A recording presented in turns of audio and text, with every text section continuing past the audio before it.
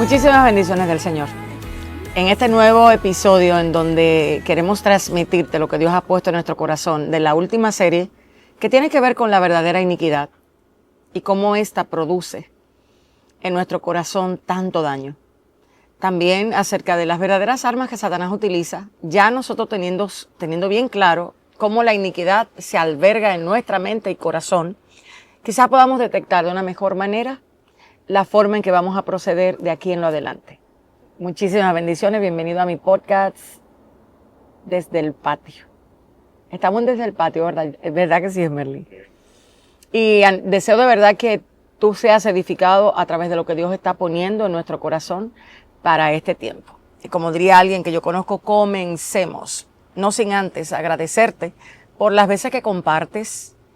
Para nosotros como plataforma es importante lo que tú haces. Cada vez que tú das un clic y cada vez que tú compartes las enseñanzas, pues realmente parece ser que el algoritmo de YouTube se mueve y esto nos favorece a nosotros, no solamente en el crecer de la comunidad, sino también en recursos que se requieren para todo lo que nosotros hacemos y planeamos hacer. Así que muchísimas gracias por el desprenderte de tu tiempo para ayudarnos a nosotros a crecer como ministerio, como comunidad digital y como un grupo de personas que tenemos en nuestro corazón, hacer cosas que puedan prácticamente ayudarte en tu crecimiento, renovación de mente y vida en el espíritu. Comencemos. El arma que vamos a tratar hoy es el arma de la decepción. Y lo vamos a hacer en el siguiente contexto. Vamos a leer lo que dice la versión de la Biblia, cuarta edición, Biblia textual. Hay un pasaje bíblico que es con lo que quiero comenzar y te voy a explicar por qué. Está en Proverbios 4, verso 23, dice, con toda diligencia, vigila tu corazón porque de él emana la vida. Muchas veces nosotros somos más diligentes en cuidar nuestro cuerpo que con cuidar nuestro corazón. Yo sé que hay personas que en el momento en que le dan un diagnóstico comprometido, estas personas adquieren en automático la conciencia de tener que ir al médico, empezar a chequearse, hacerse los chequeos de lugar, de rigor, ver cuáles son los síntomas, cuáles son ya las afectaciones de tal o cual enfermedad, con la única finalidad de poder quitarla de su cuerpo. Qué penoso es que para nosotros no pasa así con lo que tiene que ver con nuestras emociones, nuestra voluntad, nuestros sentimientos, nuestras decisiones, nuestro corazón. Y es la advertencia que el proverbista nos da. Él dice inclusive con qué actitud tenemos que hacerlo. Aquí dice diligencia. Con toda diligencia, vigila tu corazón. No es con una diligencia, es con toda la diligencia que tú seas capaz de tener. Debes de volverte un vigilante de lo que está saliendo de tu propio corazón. ¿Sabes por qué? Porque nosotros, cuando seamos llamados a la presencia del Señor, Dios no va a justificar que nuestro corazón se haya contaminado porque a nosotros nos falte diligencia, y menos en la dispensación de gracia en la que estamos, donde se nos ha dado el poder mediante la obra de Cristo, mediante su gracia, mediante el poder de su resurrección, mediante el poder de la verdad, de ser liberados constantemente de lo que el corazón puede producir y sus múltiples sensaciones.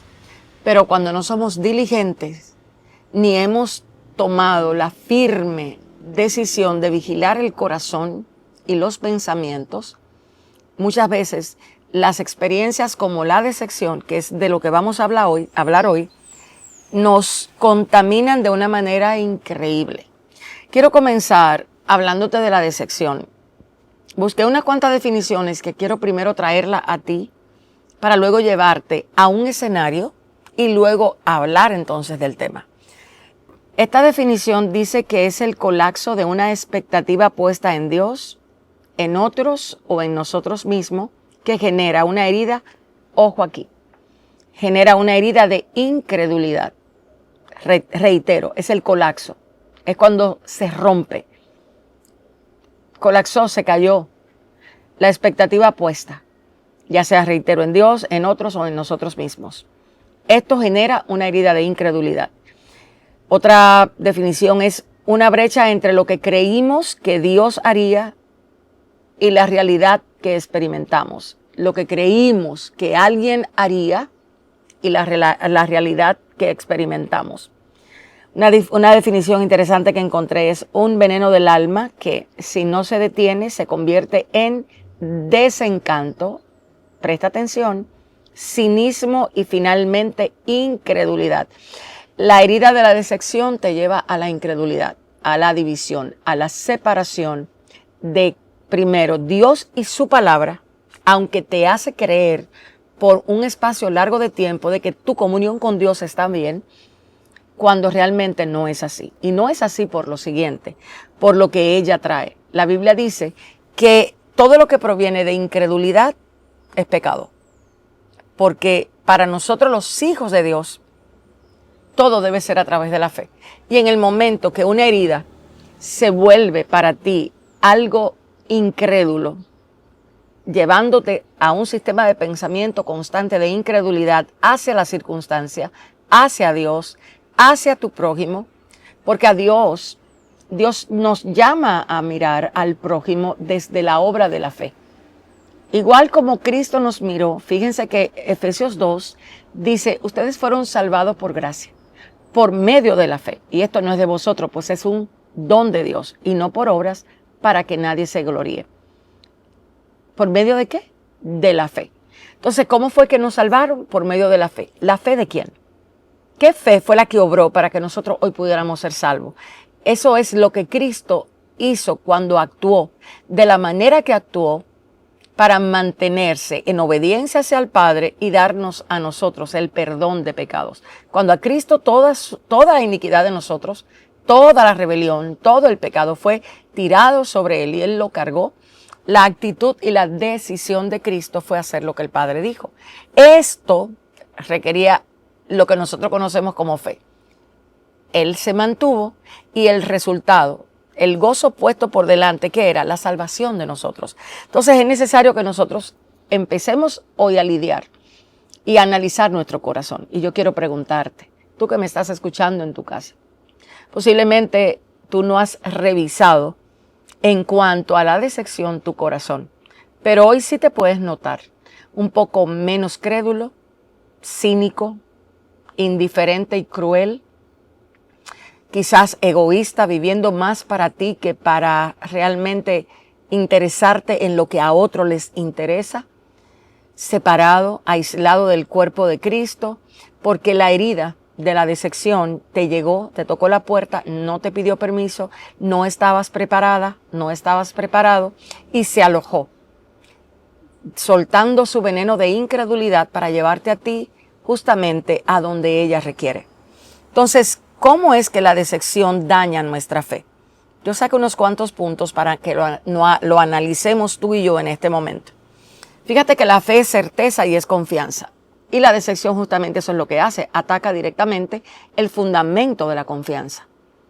Por eso para nosotros es muy importante entender el poder que tiene la renovación de la mente, el poder que tiene aprender a derribar argumentos que se levantan en contra de las instrucciones que Dios nos da. Si te digo en contra del conocimiento de Dios, eso es muy general, porque nosotros conocemos a Dios primeramente a través de las Escrituras. Entonces, esta porción bíblica deberíamos aplicarla a esa realidad. Todo lo que se levante en contra del conocimiento de Dios revelado en las Escrituras ya te expone a ti a peligro. Entonces, ¿qué hace la decepción? Recuerda, es el colapso de lo que tú creías que alguien iba a hacer y no hizo. Esa expectativa se te rompió, no fue como pensaste, te engañaron, hablaron lo que no era, a tus ojos te decepcionaron. Y lo próximo que viene es, no creo en nadie.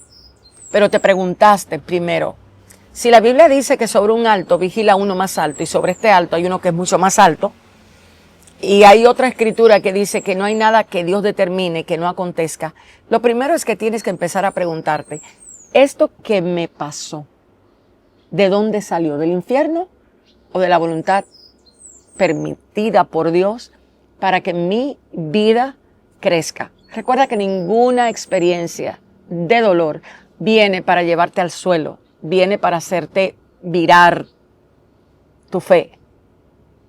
Todas esas experiencias que Dios permite que tengamos vienen a madurarnos. Nosotros somos vasijas frágiles, vasijas débiles. Y cuando recibimos un golpe, esto nos lleva a pensar qué es lo que sale de mí. A veces no nos damos cuenta de qué tiene la vasija hasta que usted no la vierte. Y muchos de nosotros, hace unos días el Señor me hablaba para la congregación. El Señor me decía que muchos vinieron con vestidura de ministro, pero con una naturaleza caída. En otras palabras, le compartía a la congregación que aunque muchos vinieron vestidos de ministro, su naturaleza no era la de hijo de Dios. No operaban, no expresaban la naturaleza de hijos de Dios porque su ministerio fue lo que les ocupó los últimos 10 años. Trabajar para lo de afuera cuando lo de adentro se había deteriorado. Y no se podían dar cuenta lo que tenía la vasija porque Dios aún todavía no había permitido algo que rompiera la vasija para que pudieras darte cuenta lo que la vasija contenía. Cuando nosotros fundamentamos nuestra vida espiritual, nuestra madurez espiritual en lo que hacemos, carecemos de la obra que produce el mismo Espíritu Santo, porque lo que hacemos no necesariamente te define a ti, te hace a ti, te forma con la naturaleza que Cristo a nosotros nos dio, que es esa naturaleza divina donde nosotros podemos apelar mediante las promesas recibidas a la gracia del Señor para caminar como Él caminó, para hacer lo que Él hacía. O sea, para nosotros en este tiempo, y es bien interesante, que hay mucha gente que dice que es difícil ser cristiano. ¿De dónde usted sacó eso? Si esa es su naturaleza, para usted no es difícil. El problema es que aquí hay mucha gente en este momento que cree que ser cristiano es estar en una silla. Cree que ser cristiano es diezmar, es inclusive ayudar en eventos. Ser cristiano es tener la naturaleza del Hijo. Y para ningún árbol llamado a producir una semilla será difícil que no la produzca. Es cuestión de tiempo, es cuestión de crecer, nacer, crecer, multiplicarse, porque es lo que va a hacer, eso es lo que hace la vida. Entonces, es asunto de naturaleza y es hora de que encaremos esto desde la manera correcta, porque no se trata de que tú trates vivir la vida de Cristo, eso es imposible. La vida de Cristo no se puede tratar de vivir. Los que lo tratan se quiebran en el camino. ¿Sabes por qué? Porque es un asunto de naturaleza. Entonces, ¿qué es lo que le sucede a la herida llamada decepción? ¿Qué produce? Incredulidad. Va minando tus pensamientos y tus creencias que tenían que ver con la fe. La fe que le tienes a Dios, la fe que le tienes a los hermanos, la fe que le tienes a... Y eso va comiéndolo como carcoma. No es algo que ocurre rápido porque el primer mecanismo de defensa justamente es hacerte creer que no te dolió. Y empiezan a ponerse los mecanismos de defensa uno sobre otro hasta que realmente, como no lo trataste desde la primera, no encaraste el sentimiento que te dejó la experiencia, sino simplemente quizás la evitaste, utilizaste ese mecanismo, entonces no pudiste percatarte de lo que realmente eso iba a traer como consecuencia. Entonces, lo primero que hace es lo siguiente. Ya después que entró la herida de decepción, ojo acá, lo primero que ella hace es que siembra una narrativa falsa en tu mente sobre el carácter de Dios. Ella comienza, ella produce, entró el dolor, entró la experiencia, empiezas a hablar de una manera como, wow, pero ¿cómo es posible que haya hecho esto? Pero yo no puedo creerlo. ¿Por qué? Si entendieras lo que es la naturaleza carnal, a la que el apóstol Pablo le dice constantemente, hagan morir pues en ustedes lo terrenal, te darías cuenta que no solamente la persona que te hirió es capaz de hacer eso, sino que tú eres 1000 veces capaz de hacerlo también. Si no lo hiciste fue porque la misericordia de Dios y su gracia te han detenido de hacer lo mismo que esa persona a ti te hizo. Quizás ni siquiera te has dado cuenta que lo hiciste, pero de manera diferente, en otro escenario, y como no tuviste la convicción del Espíritu Santo, no te diste cuenta que decepcionaste a alguien con tu palabra, con tu acción, con tu comportamiento, y lo pasaste por alto. Entonces, ¿qué es lo que hace la herida? Una de las cosas que hace es que cambia la forma en que miras a Dios en tus pensamientos. Y ya esto lo hablamos en la serie que acaba de concluir, que tiene que ver con la iniquidad. empieza a cambiar. Si Dios permitió esto, entonces, pero ¿cómo es posible que Dios permita esto en sus líderes? Pero ¿cómo es posible? Pero ¿cómo es posible que Dios? ¿Y tú quién eres para juzgar lo que Dios está permitiendo? Eso lo hace cuando el corazón de nosotros es un corazón de naturaleza orgullosa y altiva. Cuando nosotros contendemos con lo que Dios permite, lo próximo que viene es quebrantamiento. ¿Y qué quebrantamiento? Y eso es lo que muchas veces nosotros hacemos de manera natural. Ante lo permitido, la narrativa del pensamiento es cuestionar lo que Dios está permitiendo. Y si tú eres alguien que te has abrazado y besado con el orgullo, qué difícil te va a hacer ver esto. Ya en este punto tienes que empezarte a molestar, porque el orgullo no resiste que le confronten, que le digan lo que él no quiere escuchar. ¿Qué es lo que hace? Una persona cuando está herida de decepción no se calla, bla, bla, bla, bla, bla, bla, con su mente. No te estoy hablando, sus labios pueden estar cerrados, pero genera una cantidad de pensamientos que son alarmantes para la vida en el espíritu, son alarmantes para la naturaleza divina, porque comienza de una manera impresionante a multiplicarse como si fueran múltiplos. Empezó 1, de repente son 4, de repente son 16, de repente son 32, y tu mente va produciendo una serie de escenarios donde ya no fue la persona que te dañó. Ahora tú empiezas a verlo de manera general. No es que todos son así, es que esto y es que aquello. Ya está la herida dentro, ya el veneno salió. Y a partir de ahora tienes que lidiar con él. Recuerda, te estoy hablando del mecanismo de ataque. Lo primero que hace es cambiarte la narrativa de Dios en tus pensamientos y sobre todo afecta en tus pensamientos el carácter bondadoso del Señor. Suena de esta manera. Yo me puse a tratar de ver cómo suena porque lo tengo muy fresco en mis pensamientos. Si Dios permitió esto, entonces Él no es tan bueno como dice, o cómo es posible. Ya te lo dije anteriormente. ¿Cuál es el objetivo de esto? Que tu percepción de Dios como Padre se empieza a poner distante. No, pero si tú lo que me estás haciendo es esto, bueno, yo estoy en la lista de gente que está aquí, pero de lejos, porque es que tú lo que viniste a hacerme daño. Es que lo que tú estás haciendo es para que me haga daño, para que me dañe, para que me altere, para que me esto, para que me aquello. O sea, acuérdate que Dios te está formando para que tú seas la expresión viva de Cristo. Él no te está formando para que tú te parezcas por afuera a Cristo, imagen, y la semejanza tuya cuando estás herida o cuando estás herido sea las acciones de la naturaleza caída. Pero no te vas a dar cuenta hasta que esto empiece a emanar la naturaleza que te gobernó en el momento de la experiencia. Si te gobernó la naturaleza divina en el momento de la experiencia, tú vas a superarlo, lo vas a atravesar y va a ser para gloria de Dios. Pero si no te gobernó la naturaleza divina, si no te gobernó la verdad de Dios, si esa verdad no había sido formación en tu vida, te vas a dar cuenta que esto que te estoy diciendo, este mecanismo, es el que adquiriste. Así que cuéntame en el comentario, ¿identificas la herida de decepción? ¿Te viste en ella? ¿Y cuáles fueron los comentarios, los pensamientos, las excusas tuyas más que vienen a tu mente en este momento? Segundo, algo que hace este mecanismo de ataque es crear un punto de quiebre en tu mente. O sea, la decepción formula una palabra venenosa. Y esto aquí es letal, porque es silente y se cuece poco a poco. ¿De qué sirve confiar? ¿Para qué necesito confiar? Y este cuestionamiento lo que hace es socavar la motivación de la fe, porque la fe es la certeza de lo que tú esperas. Nosotros necesitamos fe para todo. Tú necesitas fe para permanecer en una relación con tu esposa. Necesitas fe para empezar un negocio. Necesitas fe para salir a vender en las mañanas antes de que el sol salga.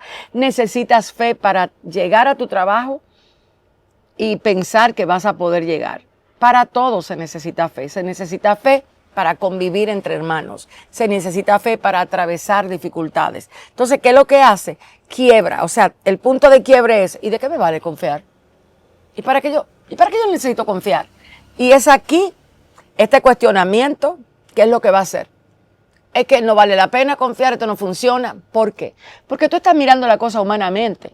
Tú te concebiste en la mente algo que tenía que pasar de una manera, pero Dios no lo permitió de esa manera.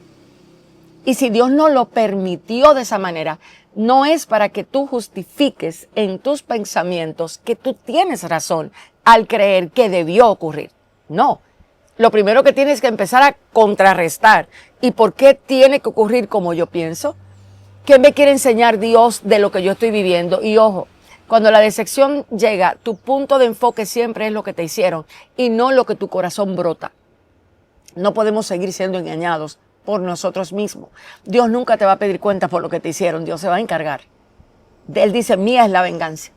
Yo daré.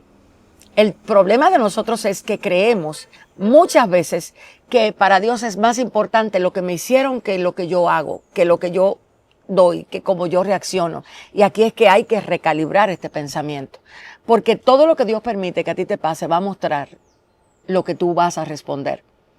Y si necesitas darte cuenta qué tan inmaduro estás o qué tan maduro estás, lo vas a descubrir a través de la experiencia, a través de lo que Dios permitió que pasara, a través de la circunstancia. Analiza, reflexiona, piensa.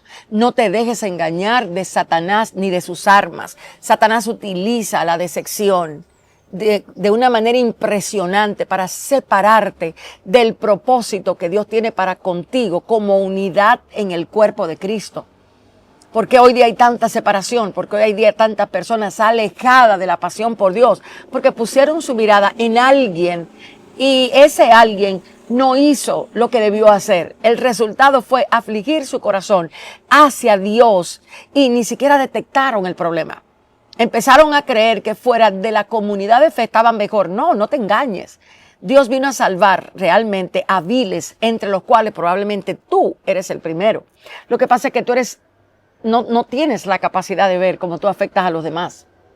Yo no tengo esa capacidad tampoco, al menos que Dios me la permite ver, porque el corazón es engañoso y Él mismo se encarga de gestionar una idea de mí muchas veces falsa. Por eso necesitamos al Espíritu de Dios. Por eso requerimos que la voz del Espíritu Santo para nosotros sea constante y cada vez más clara, porque tú desconoces la realidad de tus acciones, sobre todo cuando tus intereses están en juego, cuando tu reputación está en juego, cuando tus afectos están en juego. Tú no tienes idea de cómo tú eres capaz de actuar, porque aún actuando de esa manera, algo pasa que bloquea tus acciones y te hace creer realmente que tú eres un poquito más bueno de lo que realmente te imaginas. Y es necesario que los ojos tuyos sean abiertos. Por eso, ¿qué es lo que hace? ¿Cuál es la segunda táctica de este mecanismo de ataque? Bueno, el punto de quiebre. ¿Para qué voy a confiar? No voy a confiar en nadie. La fe no funciona, no sirve. Al contrario, la fe sirve muchísimo, pero no para lo que tú quieres. Tú quieres la fe para que las cosas te salgan bien. Tú quieres la fe para no sufrir. Tú quieres la fe para no ser defraudado. Tú quieres la fe para mantenerte recibiendo la seguridad que tu ser requiere para sentirse seguro. Para eso tú quieres fe, no la fe para mucho más. Entonces tienes que estar consciente de cómo te aísla. ¿De qué te aísla? ¿De una persona? No.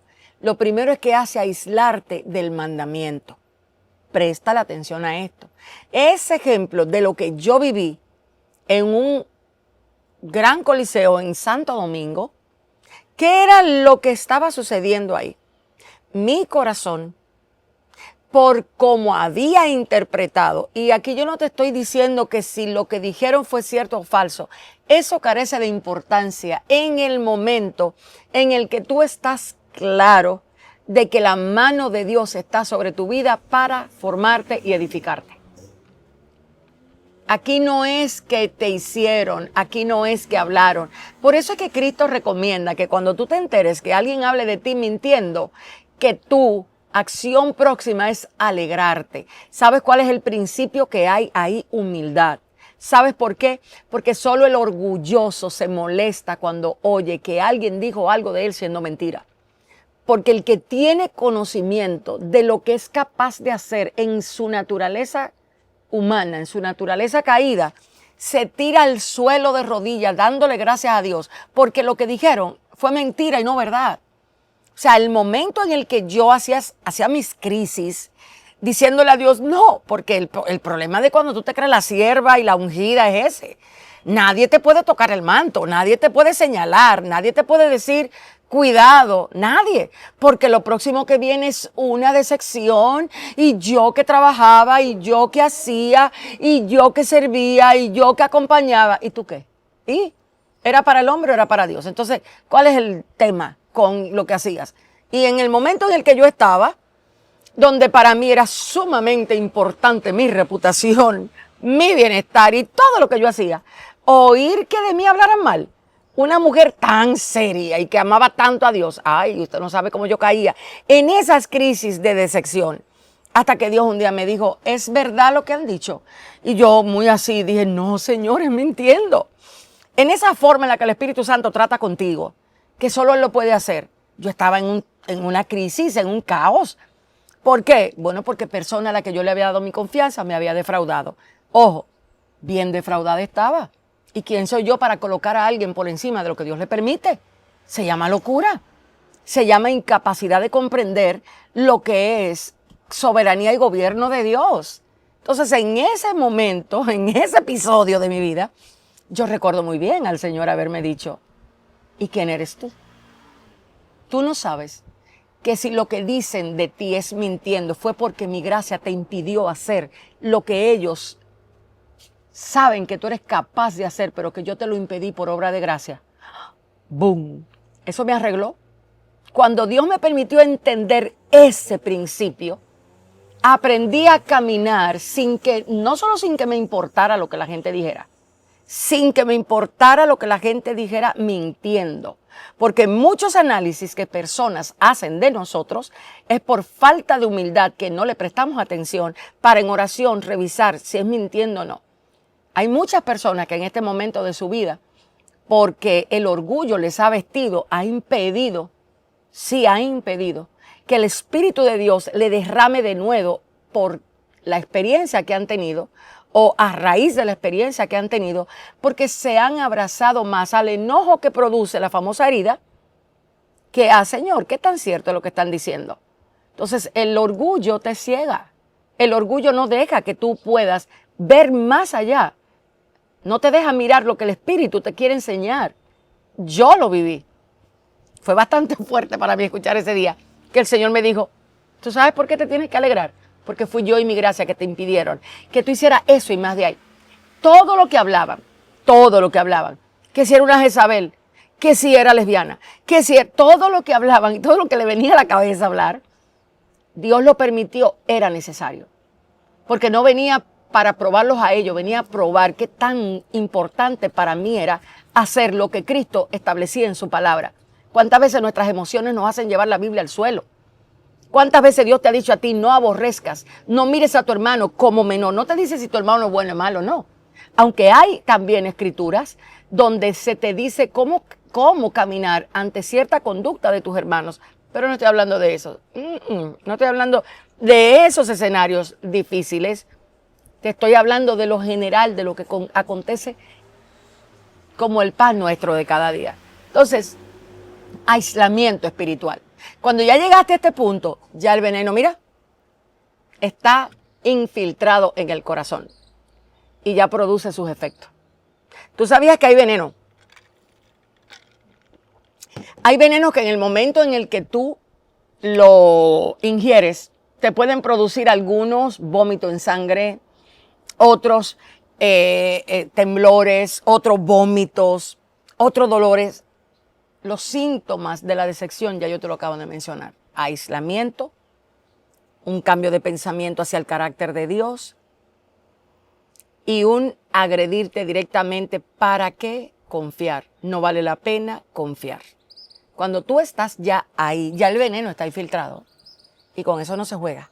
No te creas que tú eres más espiritual.